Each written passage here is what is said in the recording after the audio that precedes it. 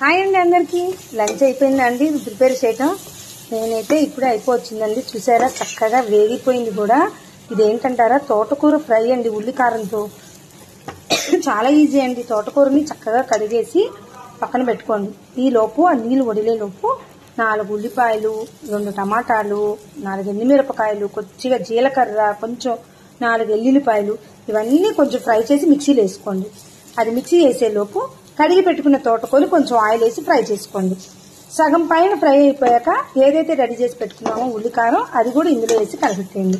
చూసారా, ఇలా ఫ్రై అయితే ఇలా బాగుంటుంది, చాలా టేస్ట్. ఇంకొక పొయ్యి మీద చక్కగా తాలింపు అండి. తాలింపు అయితే అవుతుంది, ఎల్లుల్లిపాయ తాలింపు. ఇది దేనికోసం అనుకున్నారా?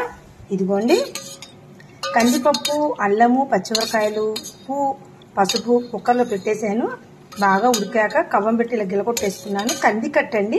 కందికట్టులోకి అయితే ఆ తాలింపు రెడీ చేస్తున్నా. దీని కాంబినేషను పుల్లగా నిమ్మకాయ కారం.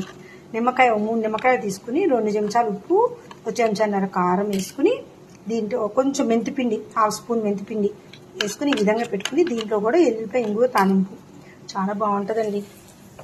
ఇవాళ మా ఇంట్లో లంచ్ ఇంతేనండి. మీ ఇంట్లో ఏం స్పెషల్స్? ఎంతమందికి ఇష్టం కందికట్టులో నిమ్మకాయ కారం? వంట అయ్యాక మళ్ళీ మీ ముందుకు వస్తా. బాయ్ అండి. నచ్చితే లైక్ చేయండి.